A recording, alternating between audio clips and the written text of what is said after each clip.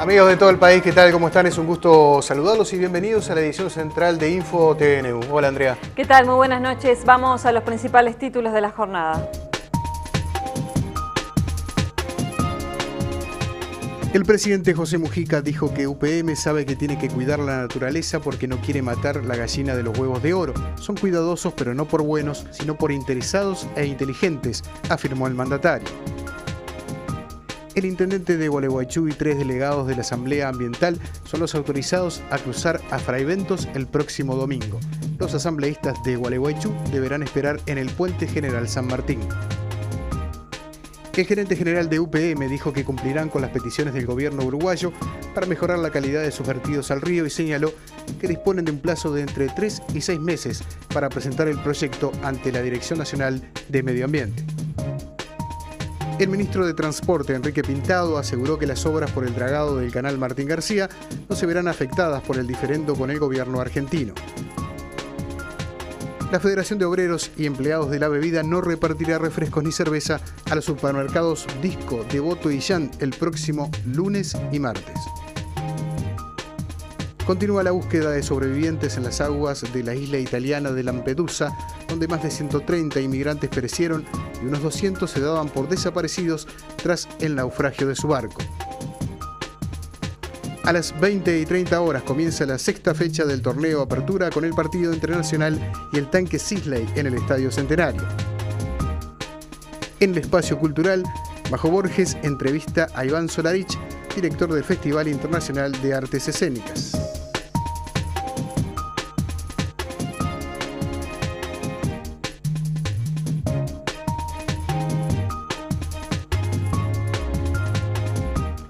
En su audición radial de M24, el presidente de la República, José Mujica, se refirió hoy al diferendo con la República Argentina por la planta de UPM. Sí, el mandatario dijo estar convencido que el fondo del problema tiene que ver con el modelo de civilización actual que nos hace consumir más cantidad de papel.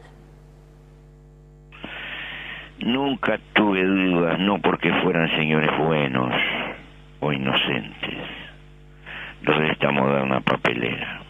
No. Tienen mucha experiencia y dadas las condiciones de nuestro medio, es mucho el valor que pueden ganar. Pero saben mejor que nosotros que tienen que cuidar el medio ambiente si quieren perdurar y durar en el tiempo. Vaya que lo aprendieron. Son cuidadosos técnicamente, mas no por buenos, sino por interesados, por inteligentes. No quieren matar la gallina de los huevos de oro. Esto hay que entenderlo. Pero hablar de armonizar la naturaleza, también señalé que siempre vamos corriendo de atrás. ¿Tratamos bien las aguas servidas de Montevideo que van al Río de la Plata? ¿O las de Buenos Aires? No, por favor. Es un desastre. Tenemos un largo caño, maestro, que se interna en el río para tirar nuestros detritos lo más lejos posible en el torrente de agua. Pero ahí vamos. Y el presidente de la República acordó con el intendente de Río Negro, Omar Lafluf, que el domingo solo se va a permitir el paso al intendente de Gualeguaychú y a no más de 3 asambleístas. Los asambleístas se preparan para marchar en protesta por el aumento de producción concedido a UPM. Esto ocurrirá aproximadamente a las 15 horas del día domingo. El intendente de Río Negro dijo a Info TNU que se acordó que el resto de los asambleístas no puedan cruzar el puente hacia Uruguay. El intendente de Gualeguaychú, Juan Bahillo, pretende reunirse con Lafluf y entregarle una carta en la que se expresa el rechazo de los asambleístas a la autorización que se le concedió a la pastera. Ayer Lafluf se había reunido con el presidente de la República en la Torre Ejecutiva y estuvieron analizando la situación. Y sobre esta manifestación, el prosecretario de la Presidencia, Diego Canepa, dijo que no hay que magnificar la situación. Esto no es un partido de fútbol, sentenció Canepa. El gobierno ha tomado todas las precauciones necesarias para mantener en primer lugar el orden y la tranquilidad en lo que respecta a lo que es la soberanía nacional y el pasaje del tema. En segundo lugar, visto lo que es obvio, para no generar mayores problemas, tampoco está provocando con grandes movilizaciones que generen de parte de Uruguay una provocación. Bueno, si hay una manifestación, se hará como se ha hecho muchas veces, se recibirán, si hay una delegación que pueda pasar, hablar con el intendente, pasará, pero son temas que se están evaluando en estas horas, se están tomando todas las precauciones del caso en los temas vinculados a la seguridad y todo esto porque no es deseable para nadie, más allá de un diferendo puntual y que queda encapsulado, que esto se exacerbe en una especie de pasiones como si estuviéramos en un partido de fútbol. Y en el programa Más Info emitido en la noche de ayer en Televisión Nacional, Almagro dijo que Uruguay presentó 2 propuestas para mejorar el monitoreo conjunto del río Uruguay. Nosotros dejamos el martes una propuesta para modificación del digesto en cuanto a estándares de efluentes y de afluentes, los dos. Tenemos una propuesta para la desembocadura del Gualeguaychú y tenemos una propuesta para los efluentes de plantas industriales que tengan más o menos las mismas características que UPM. En todos estos estándares apostamos a alcanzar en la negociación con Argentina los estándares de exigencia internacional más altos, los más estrictos. Aspiramos a que esto pueda avanzar y tener una respuesta sobre esta propuesta que quedó sobre la mesa el día martes. Esperemos que los tiempos políticos en el futuro, después que Argentina salga de las elecciones que vayan a tener, poder seguir trabajando este tema como para encontrar un camino que nos permita ser cada vez más exigente con cualquier proyecto productivo en el río Uruguay o con lo que descargan cualquier afluente del río Uruguay. O sea que eso es una propuesta. La otra propuesta es basada en la misma, en esta definitivamente tendríamos solucionado buena parte del camino para la publicación de los monitoreos que se han realizado hasta ahora. Y los monitoreos que se realicen a partir de ahora. Los que se han realizado hasta ahora, simplemente decir, Argentina sobre este estándar piensa esto y Uruguay sobre este estándar piensa esto. Y dejar la diferencia a consideración de la opinión pública. En tanto, el ministro de Vivienda, Ordenamiento Territorial y Medio Ambiente, Francisco Beltrame, dijo que el momento en el cual el gobierno autorizó a la pastera UPM de aumentar su producción en 100.000 toneladas fue el más oportuno. Me parece que acá hay un tema vinculado a una industria, se consideró oportuno autorizar en este momento un incremento de producción y bueno, habrá que ver cómo se sigue desarrollando. ¿Usted creía que era oportuno el aumento en este momento?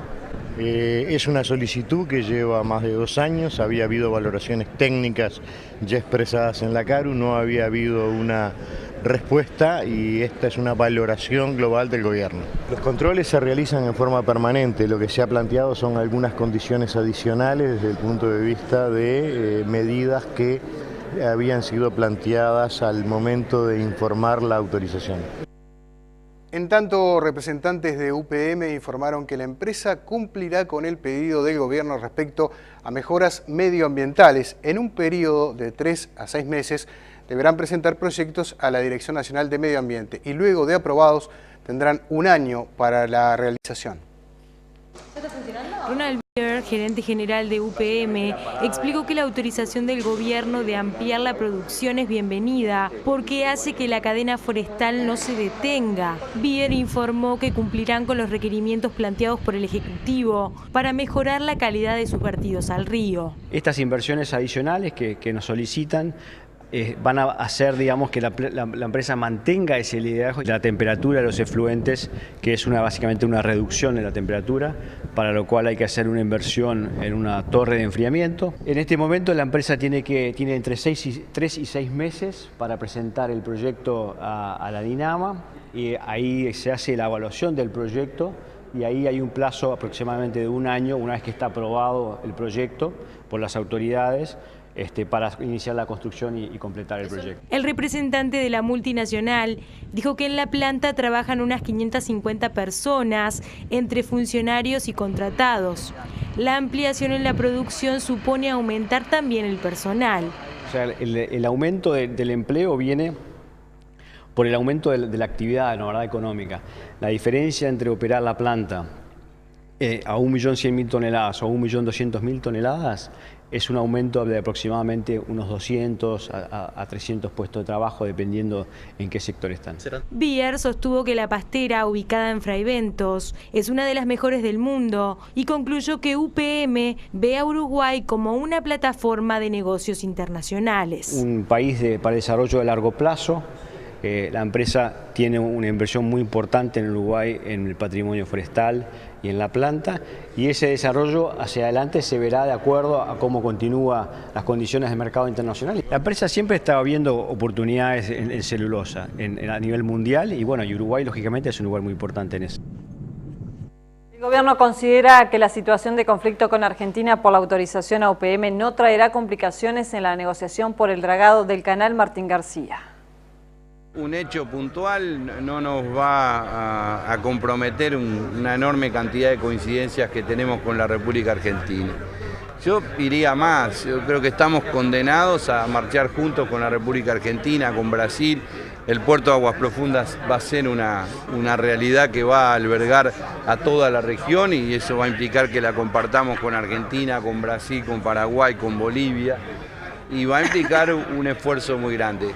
Como en toda familia hay hechos que nos acercan, algunos que nos separan un poco. Lo importante es no perder la calma ni pensar que se termina el mundo, ni cuando estamos muy cerca ni cuando estamos algo lejos. ¿Está previendo algo en cuanto a eventuales cambios de ruta de transporte ante un posible corte de ruta en la frontera? No, nosotros en realidad ya las contingencias están establecidas. Obviamente, si eso ocurriera, habría cierta afectación al turismo, pero no nos queremos anticipar, porque no quiero actuar con la profecía autocumplida, ¿no? Es decir, va a ocurrir, al final uno empuja para que ocurra. Nos vamos a otros temas. Entre lo que resta de esta jornada y el domingo, unos 26 supermercados de 8 departamentos serán ocupados por los trabajadores y no se atenderá al público. Afectará a centros comerciales de Flores, Florida, Paysandú, Salto, Artigas, 33, Maldonado y Canelones. La federación que nuclea a estos trabajadores reclama un salario mínimo de 15.000 pesos en los consejos de salarios, pero las empresas plantean llegar a ese salario mínimo en el año 2016 y no retroactivo a junio, como reclama el sindicato. Mientras tanto, lunes y martes no habrá reparto de cerveza y refrescos a los supermercados Disco, Devoto y Jan por decisión de la Federación de Obreros y Empleados de la Bebida. La medida es en solidaridad con la Federación Uruguaya de Empleados de Comercio y Servicios, precisamente por las complicaciones que registran en la negociación colectiva.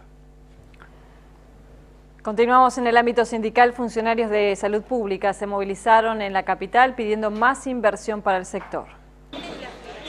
Las banderas, carteles y reclamos de la Federación de Funcionarios de Salud Pública llegaron a la puerta del Hospital Pasteur en Montevideo este viernes. Los trabajadores de la salud pública reclaman mejoras en las condiciones laborales, ingreso de más personal y aumento salarial. Además piden respuestas claras a las autoridades y de no obtenerlas continuarán movilizándose en todo el país. Las carencias importantes en los temas edilicios que hablan justamente de qué tipo de atención le estamos brindando a nuestros pacientes. Un bloque quirúrgico que necesita en forma urgente una remodelación y no podemos seguir demorando en lo que hace a la calidad de atención que la población usuaria se merece y la calidad del trabajo que los trabajadores también nos merecemos. Entonces, hoy para nosotros es un punto más en lo que hace las movilizaciones generales de un conflicto que no tiene resolución.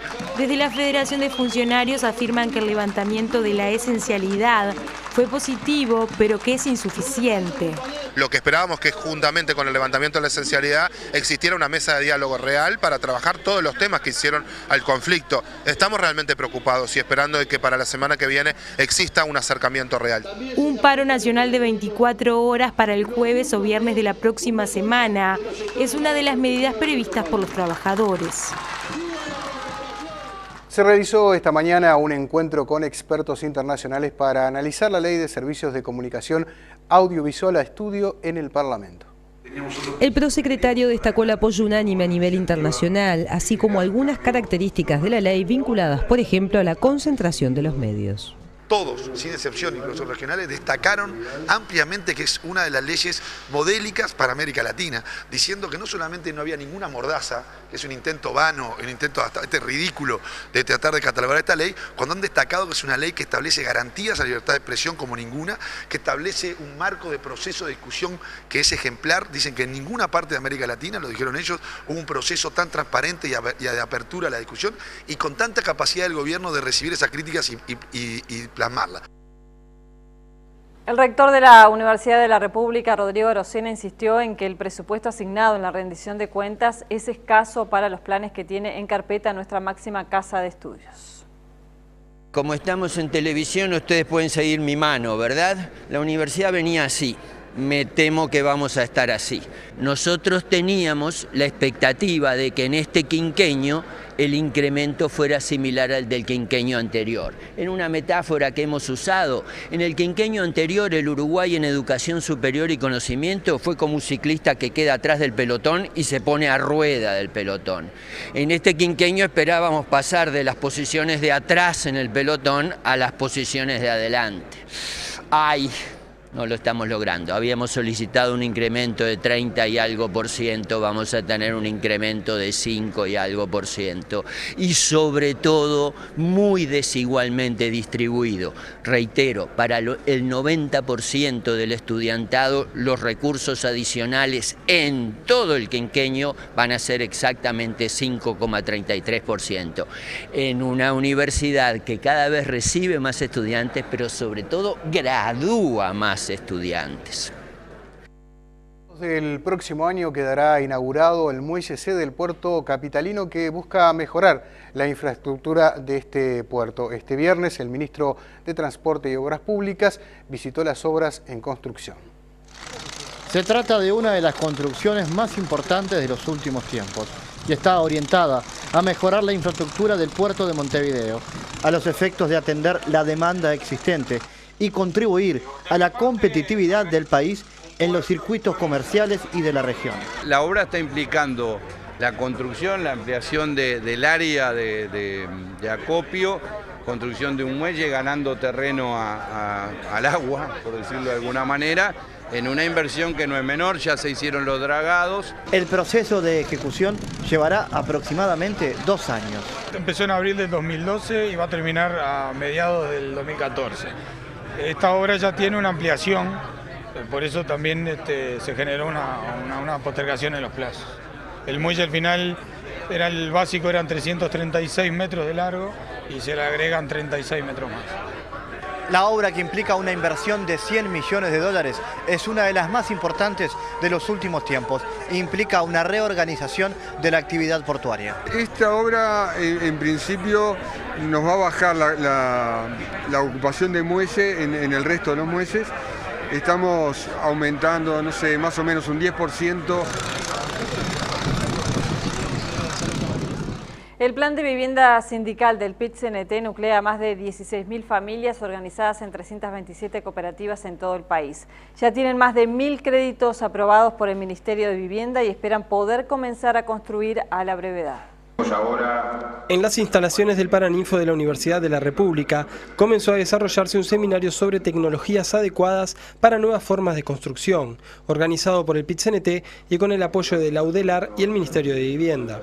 Los responsables del programa de vivienda sindical destacaron el impacto que tendrá en el mercado esta iniciativa. Nosotros hoy tenemos 16.500 familias organizadas, más de 1.000 préstamos otorgados por el Ministerio, que estamos en la etapa de sacar los proyectos, los permisos de construcción a las intendencias para comenzar la obra. Esperemos que en este mes se pueda resolver eso. El plan de vivienda sindical utiliza 7 sistemas distintos de construcción que permiten concluir rápidamente las obras. El proceso de construcción son 10 meses, 50 viviendas, es lo que tenemos calculado.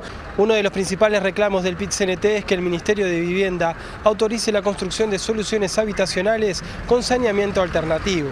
Hay un reglamento que el Ministerio tiene muy rígido, que donde no hay saneamiento no permite que se construyan viviendas con fondos del Fondo Nacional de Vivienda. Estamos dando una pelea, uno de los talleres que vamos a discutir mañana es el tema de los saneamientos alternativos, porque creemos junto con otras organizaciones que esa política a veces se discute desde Montevideo, desconociendo que en el interior del país solamente el 40% de cada departamento está saneado. Desde el Ministerio de Vivienda se anuncia que en breve habrá avances en torno a este proyecto. Concretamente hay 1.100 viviendas a punto de comenzar a escriturar y por lo tanto a desarrollarse, y bueno, esto me parece que es muy importante desde el punto de vista de la extensión de lo que tiene a nivel de todo el país el impacto que está teniendo. El único requisito para conformar una cooperativa de este tipo es el de estar afiliado al PIT-CNT. Bien, y les recordamos que el próximo domingo se adelanta la hora en nuestro país. Desde UTE se reconocen los beneficios de la medida.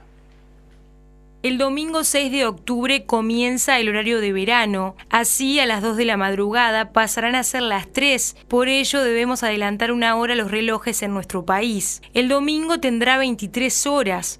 El presidente de UTE, Gonzalo Casaravilla, explicó que este cambio permite ahorrar. Básicamente, por el concepto de haber incorporado el cambio horario, es como que por única vez nos ahorramos una inversión de 100 millones de dólares. O sea, es como que cada año, como posponemos una inversión, en definitiva, ahorramos 100 millones de dólares. Y después, todos los años, hay una disminución del orden de 10 millones de dólares en el costo de abastecimiento de la demanda, que por supuesto, eso va directamente a lo que son los costos de UTE, por tanto, a las tarifas, y más o menos en los últimos años han dado entre 8 y 10 millones de dólares, y después hay un montón de toneladas de CO2, que ahora no recuerdo, que son no enviadas a la atmósfera. El cambio de hora se realiza 2 veces al año en Uruguay, en marzo y octubre, y tiene como objetivo aprovechar al máximo la luz solar.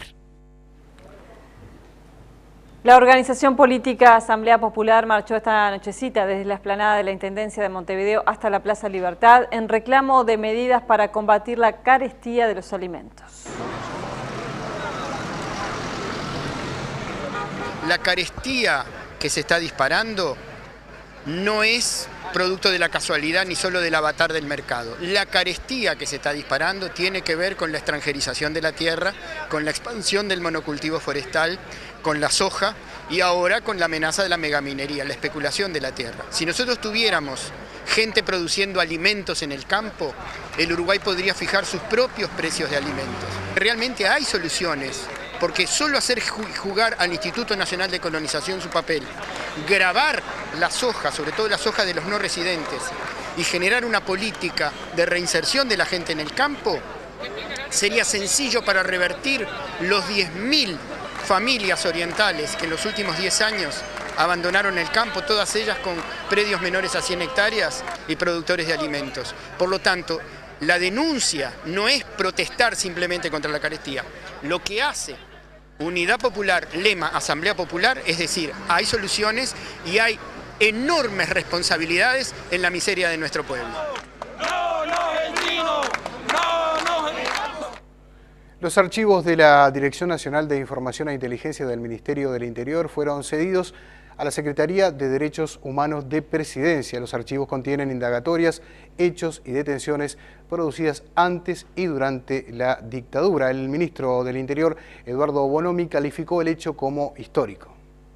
Es una fotografía de la sociedad uruguaya en distintos momentos de su historia reciente, dijo el historiador Álvaro Rico, cuando en las últimas horas el Ministerio del Interior cedió archivos de la dictadura a la Secretaría de Derechos Humanos de Presidencia. Más allá de que el archivo que se entrega se cierra prácticamente hace 28 años, es un periodo crítico de nuestra historia y está intacto, al punto que se han producido procesamientos con hechos vinculados con el pasado por la información que está en estos archivos. El tema de los archivos es algo que me parece fundamental para seguir esclareciendo esta causa de derechos humanos. El archivo contiene información desde septiembre de 1947 hasta fines del 84. En lo que se refiere al periodo de la dictadura, contiene la vigilancia policial realizada en la ciudad, objetivos de los procedimientos, fichas y prontuarios e información de personas que eran objeto de seguimiento. También contiene información sobre los presos políticos y penales. Se trata de un archivo único, realmente un patrimonio histórico en materia documental de nuestro país. Ahora la Secretaría de Derechos Humanos se apresta a digitalizar la información para entregar luego una copia al Ministerio del Interior y a la Universidad de la República. Además, el Ministerio del Interior entregará a la Facultad de Humanidades colecciones de diarios, semanarios y revistas de época de la dictadura con fines académicos. El ex dirigente sindical de FANCAP y actual encargado de Relaciones Públicas de ANCAP, Hugo de Melo, falleció esta mañana en un accidente carretero ocurrido en la Ruta 31 en el ingreso a Pepe Núñez, en el departamento de Salto. El chofer del vehículo y otro funcionario resultaron con heridas leves y están fuera de peligro.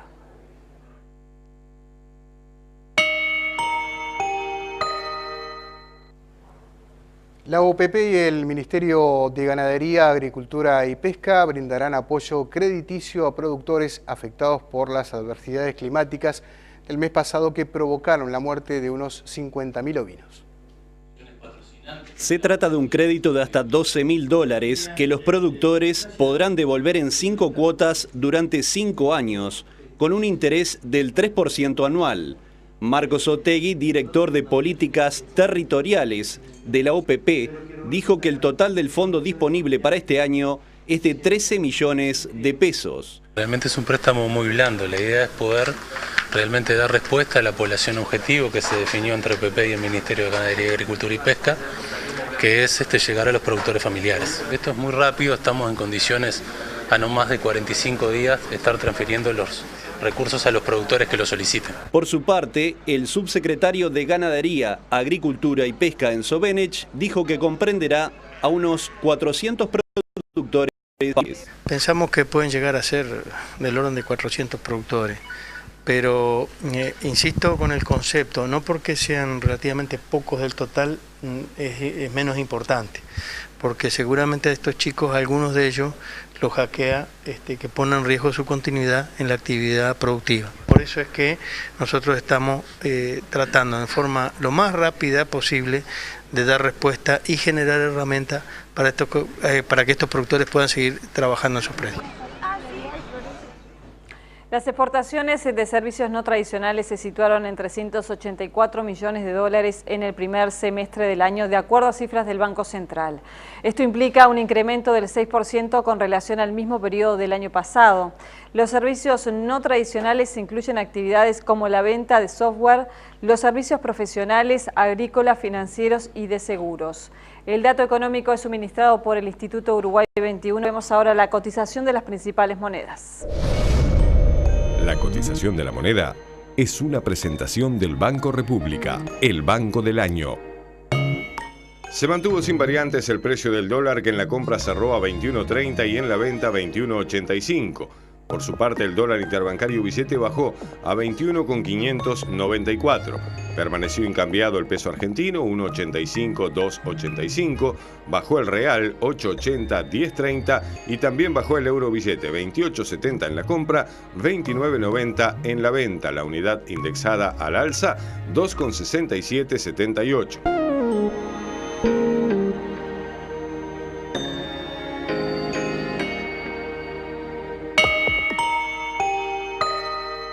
Este programa es presentado por Antel. Compra tus entradas para espectáculos en ticantel.com.uy. Antel, avanzamos juntos.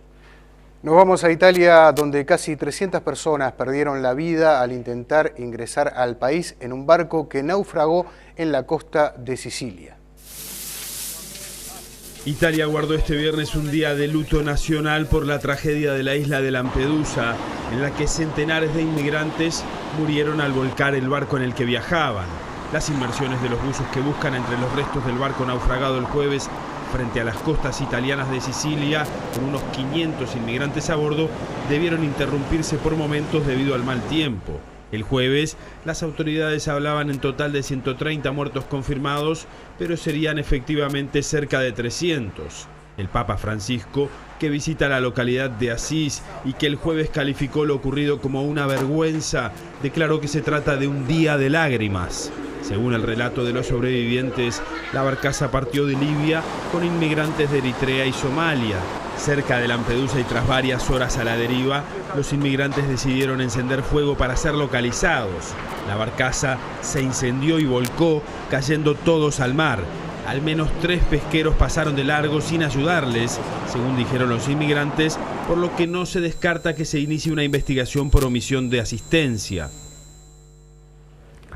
Naciones Unidas comunicó que hay avances en el programa de desarme químico del gobierno de Siria. Esta y otras informaciones en el siguiente compacto.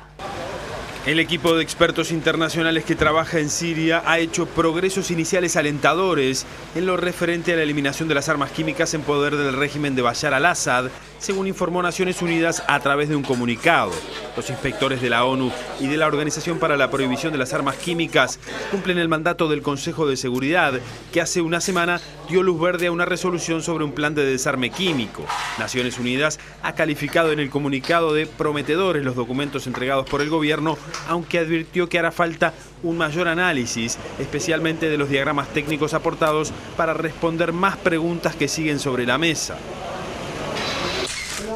Los presidentes de Bolivia, Evo Morales, y de Ecuador, Rafael Correa, evalúan la posibilidad de renunciar al sistema interamericano de derechos humanos de la Organización de Estados Americanos, la OEA, si las reformas planteadas por un gran número de naciones latinoamericanas no se materializan en el transcurso del próximo año.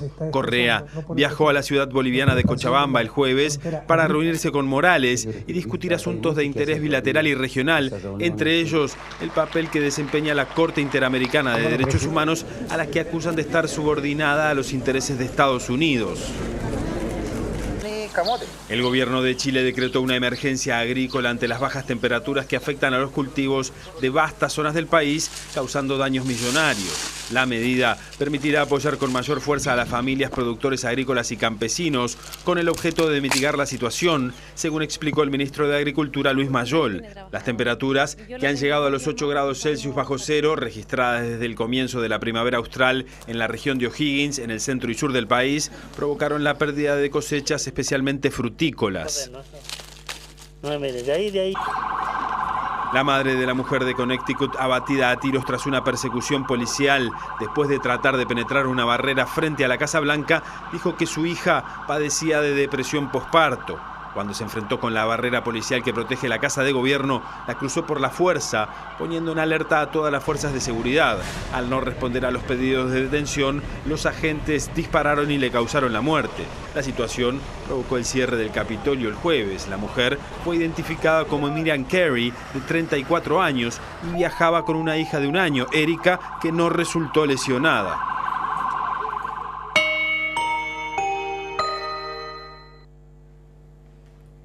¿Qué tal? ¿Cómo están? Buenas noches para todos. Vamos a espiar qué está pasando en este momento en el Estadio Centenario, porque arranca, sí, un viernes, la 6ª fecha del torneo de apertura. Juega Nacional ante el Tanque Sisley, horario atípico, día atípico, pero 20:30. Un viernes arranca el capítulo 6 de la apertura. Nacional con Burián, Álvarez, Scotti, Venegas y Díaz, Fernández, Arismendi, Calzada, Nacho González, Porta e Iván Alonso. El Tanque con Nicolás Pérez, Fagundes, Aguirre, Piano y Santucho, Jefferson, Moreira, Martínez, Iglesias, Marc Carrié, Santiago Lamana y Cristian Palacios. Ya están los equipos en la cancha, ya va a rodar la pelotita en el Centenario. Juega el Tanque de local ante Nacional. Pero el capítulo 6 del torneo de apertura, que lo tiene a Danubio como el único líder, tiene este menú. El viernes a las 20:30 en el Estadio Centenario, el Tanque Sisley será local frente a Nacional. El árbitro será Javier Bentancor. El sábado hay 3 partidos. En San José a las 3:30 de la tarde, Sudamérica frente a Cerro. En el Parque Roberto a la misma hora, Racing frente a Liverpool. Y en el Centenario a las 5 de la tarde, con Álvaro Pastorino como árbitro, Wander será local frente a Peñarol. El domingo en el Méndez Piana a las 15:30, Rentista frente a Fénix. A las 17 horas en Jardines del Hipódromo, Danubio será local frente a Juventud. Y misma hora para Defensor Sporting Cerro Largo en el Francini. Y para River Plate frente a Miramar Misiones en el Parque Saroldi. Bien, a esta hora 20:36 en mi reloj vamos a actualizar la situación de la venta de entradas del partido Uruguay-Argentina. Quedan 4.000 en www.ticantel.com. .com.uy, pero además a partir del lunes puede haber buenas noticias para los uruguayos porque la idea es solo darle 500 entradas a la selección argentina para poder vender 1.500 o 2.000 más para los uruguayos. Bien, vamos ahora sí, básquetbol. Vamos con el básquetbol, la Liga Uruguaya, para repasar lo que pasó ayer por la tercera fecha de la Liga Uruguaya, donde Defensor le ganó a Hebraica Maccabi 86-81, Malvin le ganó a Tabaré 90-65 y Unión Atlética se quedó con el punto ante Montevideo 75-66. Hoy hay un solo partido de las 20:15, Atenas con Olimpia, y mañana sábado hay 3 juegos, Aguada Trujillo en el Palacio, Nacional Bohemios en cancha de Sayago y Goes ante Sayago en cancha de Goes. Esto es por la Liga Uruguaya de Básquet. Bien, además, otra noticia que quedó en el tintero con respecto a la selección uruguaya es que tiene algunos partidos amistosos ya programados, ya pactados para el mes de noviembre con Inglaterra y con Escocia, y para marzo del 2014 se busca a Suiza o a la selección de Austria. Además, la FIFA ya confirmó lo que ya todos sabemos, ¿no? Los cabeza de serie para el próximo Mundial serán los 7 primeros del ranking FIFA y por ahora la selección uruguaya ocupa el 7º lugar. Tome papel y lápiz, tome nota porque se viene la agenda, lo mejor del mundo de la pelota para el fin de semana. En Inglaterra, el líder Arsenal enfrenta al Albion de Lugano el domingo a la 1. Suárez es local con su Liverpool frente al Crystal Palace el sábado en la mañana, mismo día en que el Cardiff de Maxime Mondarain recibe a Newcastle. Gastón Ramírez juega el domingo 10:30 de la mañana ante el Swansea. En Italia el partidazo es el sábado cuando falten 15 minutos para las 4 de la tarde. Inter recibe la visita de la Roma, que es puntera. El domingo la invitación de la Serie A también es atractiva. Juventus y Milan juegan un partido lleno de historia desde las 16:45. La Lazio ante Fiorentina es otro interesante juego. El sábado en España juegan los que más invierten. Barcelona en el Camp Nou ante el Valladolid y el merengue de Ancelotti visita al Levante a las 3 de la tarde sabatina. El otro líder, Atlético de Madrid, madrugará el domingo para jugar a las 8 ante Celta. La 10ª fecha del inicial argentino es interesante. Newell's, que ve todo desde arriba, viajará a Buenos Aires para jugar el sábado ante Quilmes. San Lorenzo, el local de Tigre, y Lanús jugará en el Gigante ante Rosario Central. Pero lo mejor es el domingo a las 19:15, cuando en el Monumental explote un nuevo River Boca.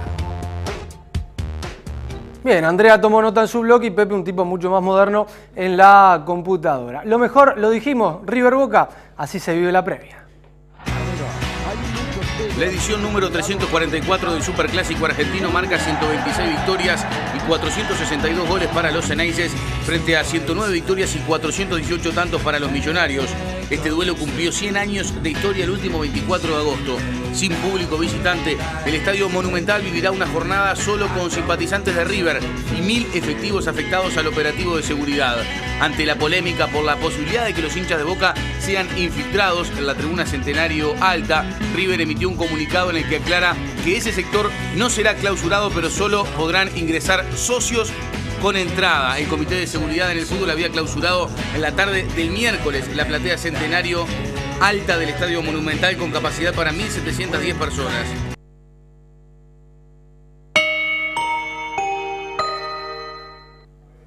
Buenas noches, comencemos las recomendaciones culturales. En materia de cine los invito a repasar 2 interesantes estrenos que hay en cartel esta semana. Uno de ellos, la nueva producción de la directora Sofía Coppola.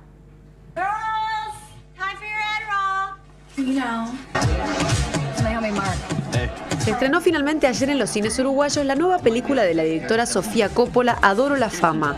Este es el retrato de una historia verdadera. Entre octubre de 2008 y agosto de 2009, un grupo de adolescentes ricos de Beverly Hills comenzó a robar las casas de las celebridades a las que tanto admiraba, ya fueran modelos, actrices o famosos por las peores causas. Paris Hilton, Lindsay Lohan, Audrina Patridge y Orlando Bloom fueron algunos de los robados, incluso varias veces, como es el caso de Paris Hilton. Les robaron artículos de moda por un valor de $3 millones millones de dólares y para escribir el guión de la película se basaron en los testimonios del juicio al que fueron sometidos los jóvenes involucrados. La película retrata de gran manera la historia de estas chicas ricas que buscaban ser más ricas, así como la obsesión vacía por la ropa, las joyas y hasta las autofotos como fetiches. No sabía a dónde iba. No conocía a nadie. Aquel verano del 89 me sorprendió en el lejano oriente. Por otra parte, en Cinemateca se estrenó La Chica del Sur, película que es resultado de una historia de coincidencias. En 1989, el hermano del director argentino debió concurrir a un festival de estudiantes organizado por Corea del Norte, pero no pudo hacerlo y le dio al hermano su pasaje y la estadía. Así fue que el argentino José Luis García se encontró en el aislado país del bloque comunista con una cámara VHS en la mano. La segunda de las coincidencias que cuentan es que en ese momento se cruzó delante de su cámara la militante surcoreana Im Suk-kyung, quien viajó clandestina al norte con la ingenua intención de promover una reconciliación entre los dos regímenes. El film resultante, La Chica del Sur, retrata a esta pacifista en aquella época cuando fue encarcelada por revolucionaria y traidora del régimen. Pero 20 años después, este argentino quiso volver a Asia a saber qué había sido de la vida de esta mujer rebelde y conversó con ella. El film, que estará en Cinemateca hasta el 16 de octubre, es una buena mezcla del pasado y el presente, así como el retrato de esta mujer fascinante. Vamos a hacer lo siguiente. Parate, Alejandro. Yo me voy a sentar ahí. Llévame acá.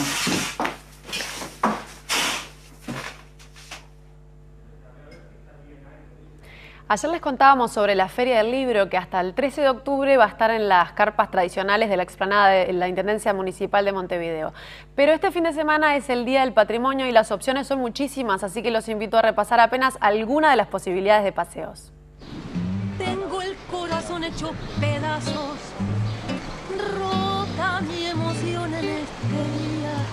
Como todos los años, el Ministerio de Educación y Cultura y la Comisión de Patrimonio Cultural de la Nación organizan el tradicional Día del Patrimonio que se realizará este sábado 5 y domingo 6 de octubre.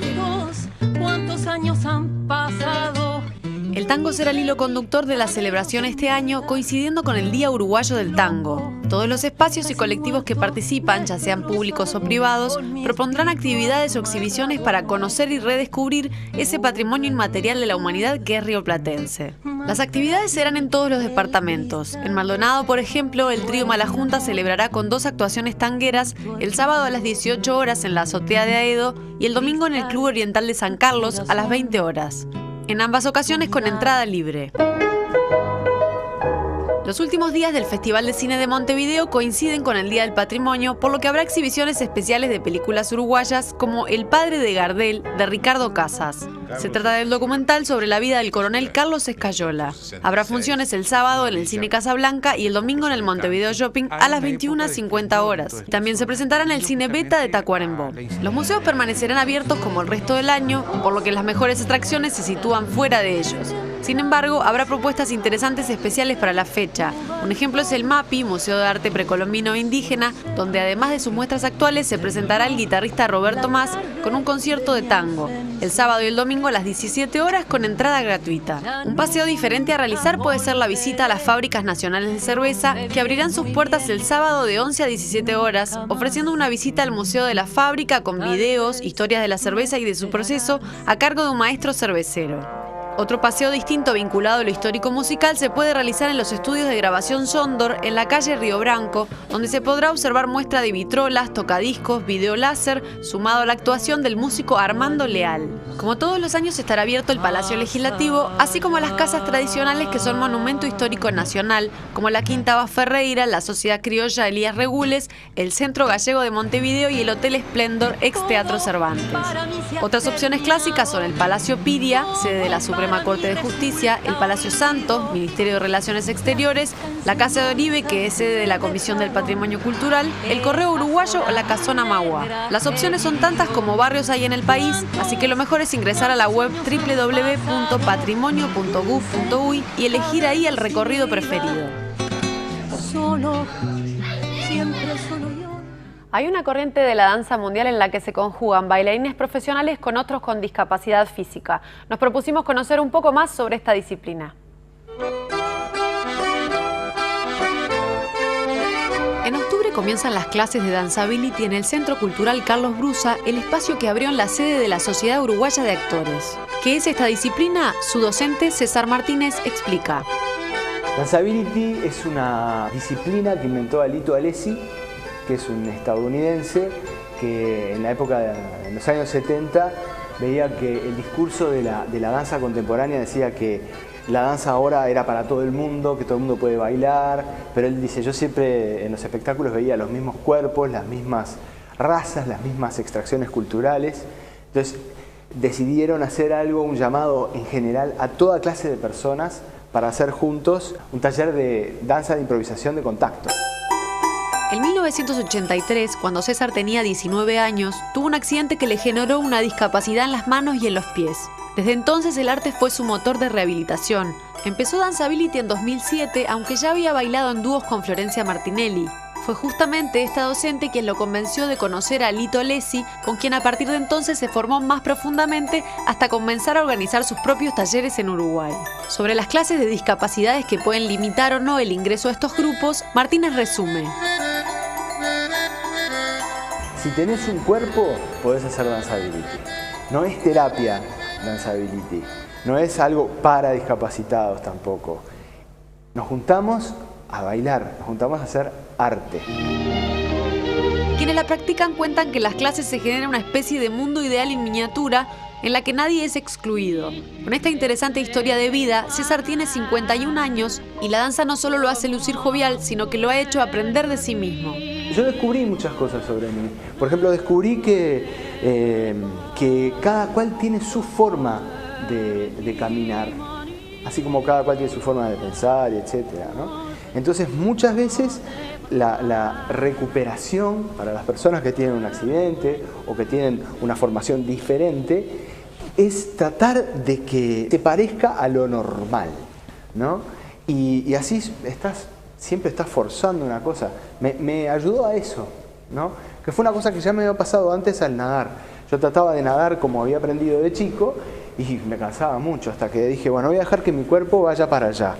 Y ahí empecé a nadar así y descubrí una forma de nadar que es mía. Y yo nado así. En Danceability no hay un profesor que te dice, bueno, ahora todos levantamos la mano derecha. No, posiblemente haya gente que no tenga la mano derecha. Te mueves a partir de tu propio deseo. Y tu propio deseo es un motor muy fuerte. Te vas a mover y te vas a mover mucho. Por eso es una disciplina que es exigente para los bailarines profesionales más avanzados y personas que de repente solo pueden mover una parte del cuerpo. Por estas razones, los grupos suelen contar con bailarines profesionales que muchas veces amplifican el movimiento de quienes tienen menos movilidad. Los talleres que comienzan en octubre serán en el Centro Cultural Carlos Brusa, ubicado en Mercedes y Río Branco, los lunes y los miércoles de 19 a 21 horas. Por información e inscripciones se puede llamar al 2948-69. Para terminar, el docente cuenta otro espacio en el que aplica también los beneficios de esta escuela del movimiento. Los talleres empresariales o de oficinas o de ámbitos de trabajo. Porque tomás a cualquier grupo de trabajo, cualquier equipo que trabaje junto, el practicar esto les da una fluidez entre sí y crea conexiones que son muy difíciles de conseguir de otra manera.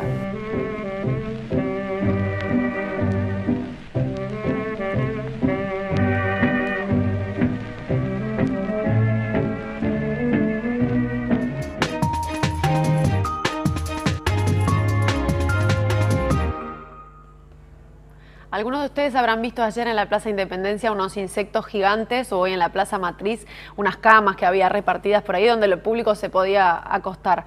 Eso se trata del FIDAE, Festival Internacional de Artes Escénicas, y su director es Iván Solarich, está con nosotros, bienvenido. ¿Cómo estás, Majo?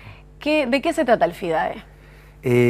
Se trata de un festival de artes escénicas impulsado por el Estado.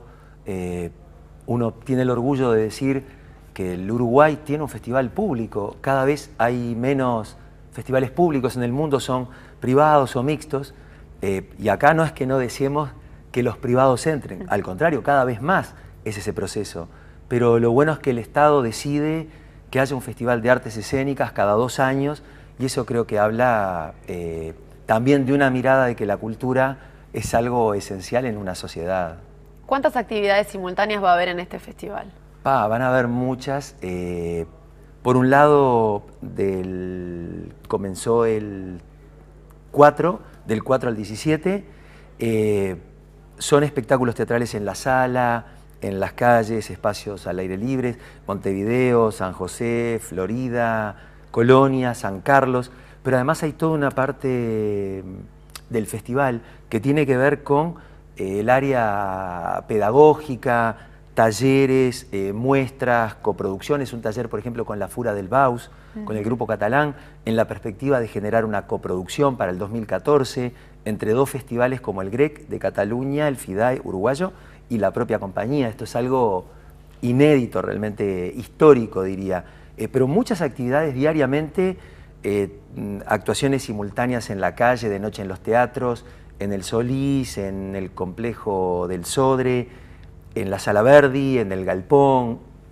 ¿Podemos enumerar algunas de repente? O... Sí, a eso iba, pero en realidad podríamos saber cuál es la novedad de este año con respecto a las ediciones anteriores. Esta es la segunda edición, ¿no? Lo que pasa es que el festival es muy joven y intentamos que cada edición tenga, Majo, como un lema, un subtítulo, que de algún modo es una especie de orientación de la mirada. El anterior fue Territorios de la Memoria, 2011, Bicentenario.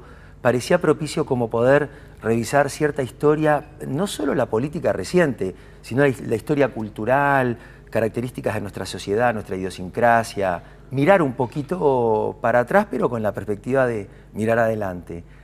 Esta edición decidimos que fuera Otros Mundos en la Escena. Queríamos o queremos acercar, mirar hacia una parte del mundo que en general, yo digo, ¿qué sabemos de Asia? ¿Qué sabemos del Medio Oriente, de África? En Uruguay sabemos mucho de Europa en general, mucho, sí. Del norte, últimamente un poquito más de América, pero de estos lugares que menciono, nada. Entonces, la posibilidad de traer dos espectáculos de Corea, uno de China, uno de Israel, Dinamarca, hace que podamos dirigir la mirada hacia otras culturas, idiosincrasias, formas escénicas que nos ayudan a ver cuánto tenemos en común, que a veces tenemos más en común de lo que uno imagina, pero también qué tradiciones tan distintas para hacer las cosas, ¿no? ¿De esos hubo alguno que te llamó la atención particularmente por algo?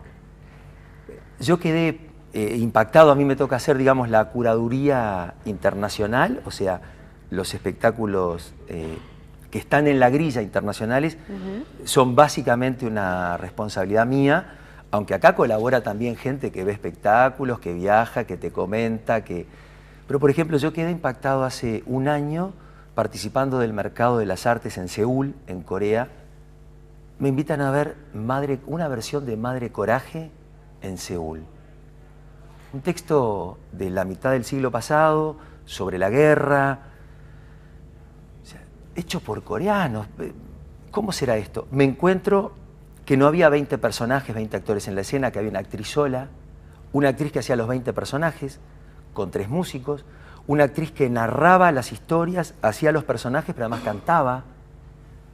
Y yo quedé, Majo, como va a quedar el público uruguayo cuando la ve ahora el 6. Porque ese espectáculo va a estar acá. Va a estar acá. ¿Qué días y en qué sala? El domingo 6, lunes 7, en la Sala Grande del Galpón, 19 horas el domingo, 21 horas el lunes. Una actriz que no tiene 40 años, que viene de una tradición del canto, Panzori, narra y canta, con una intimidad como la que podemos tener ahora nosotros acá, más allá que esto se amplifica por la televisión, pero esta relación íntima de actuación y por otro lado convertirse en un momento en una especie de parodista del teatro de verano y tener un enfoque y una energía hacia toda la platea y cautivarte. Y yo la vi en coreano, que te imaginás que no entiendo nada, y conozco la obra, pero quedé imantado. Acá va a estar con subtítulos, ¿no? Es esto, comprobar estas cosas. 15 países participan del FIDAE según estuve leyendo. ¿Y cuánto tiempo lleva organizar un festival de esta magnitud? Lleva, para que tengamos 15 días de este evento, 1 año y medio. 1 año y medio, o sea, terminó el otro. empezás a ver, porque ves mucho en los lugares, viajás por festivales, pero te llega mucho material en imagen, vas pensando qué perfil querés, la calle, cómo lo complementás con la sala, y después, ¿sabes cómo programo? ¿Cómo me tomo la tarea de programar? Primero pensar que el dinero es de los ciudadanos, o sea, no es un festival donde yo me saque el gusto con mis gustos teatrales, que los tengo obviamente mucho más hacia un lugar que hacia otro. Pienso básicamente en mi suegra que vive en Maroñas, Isabel, que es una mujer sencilla, ama de casa, que hizo la escuela, no hizo el liceo, y siempre pienso, ¿qué le gustará? Si Isabel ve esto, ¿cómo lo mirará? Entonces, pienso que un festival de estas características tiene que tener un abanico muy grande para poder contemplar la mirada de ciudadanos que tienen gustos muy diversos. Y también espectáculos más sofisticados, obviamente, para el público más teatrero, que quiere ver nuevos lenguajes, que quiere ver cómo se estructura la escena contemporánea, etc. Se había rumoreado en un principio o habían difundido que iba a venir John Malkovich, el actor. Sí, ¿Qué fue? ¿Por qué no vino? Que mucha gente se estuvo preguntando. El problema es un problema de 2 cifras, de 2 números en millones de dólares, digamos.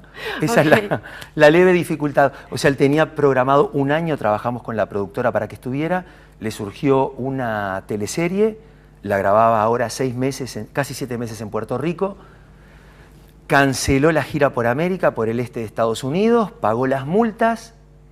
Listo. Y no cuento lo Una que pena, va a ingresar realmente. en su ¿Hasta bolsillo. cuándo habrá actividades, recordemos? Hasta el jueves 17. ¿Y dónde puede conseguirse estas grillas que estuvimos mirando las guías o en la web? ¿Dónde pueden saberse la programación? Las grillas están en los teatros Galpón, en el Solís, en la de la Reta, en la Sala Verdi, en Montevideo.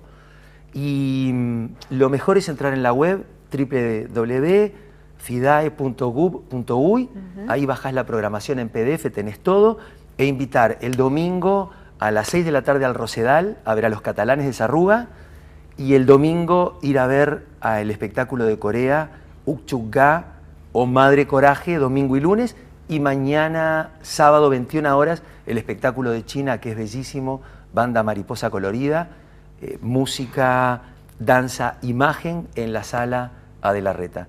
El festival es para todo el mundo, no se necesita ser universitario, se necesita ser persona con ganas de compartir y prestar el cuerpo e ir, nada más. Muy bien, Iván Solarich, muchas gracias por haber estado con nosotros. Nosotros nos reencontramos el viernes que viene, seguimos con más Info TNU.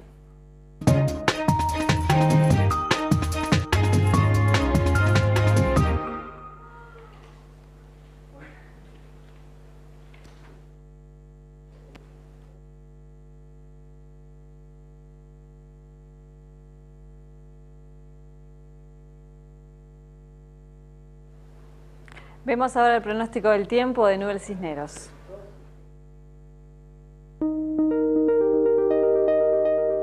Mañana tendremos un comienzo de jornada fría con neblinas aisladas. Hacia la tarde los registros termométricos se elevan gradualmente, generando condiciones templadas a cálidas, con cielo ligeramente nublado, previéndose marcado descenso de temperatura en la noche. El domingo nuevamente comienza frío, con nieblas y neblinas aisladas, temperaturas que ascienden rápidamente hacia la tarde, favorecidas por la buena presencia de sol y los vientos suaves del sector norte, generando nuevamente condiciones templadas en la costa, con máximas de 21 grados y cálidas en el resto del país, con máximas que alcanzarán los 27 grados. En capital y área metropolitana se espera una mañana fría, evolucionando de fresca a templada en la tarde, con escasa nubosidad. En los próximos días permanecerá frío a fresco en la madrugada con neblinas aisladas, evolucionando de templado a cálido en la tarde, con importantes periodos de sol. Si hoy pasó por la Plaza Matriz y se vio sorprendido por una serie de camas que estaban allí en el lugar con gente sobre ellas, es parte de una obra Todo lo que está a mi lado, una obra argentina en el marco del FIDAE, que va a estar mañana en la explanada del Cerro y el próximo día domingo en el castillo del Parque Rodó. Con esas imágenes precisamente es que nos vamos a despedir. Y ahora continúen en TNU, ya llega la comanda y a partir de las 22:30 horas hoy campo de juego. Los invitados Jorge Fossati, Washington Tice y Tabaré Cardoso, y hoy sí se sortea la camiseta de Nacional. Bien, que pasen bien, buen fin de semana para todos. Hasta el lunes.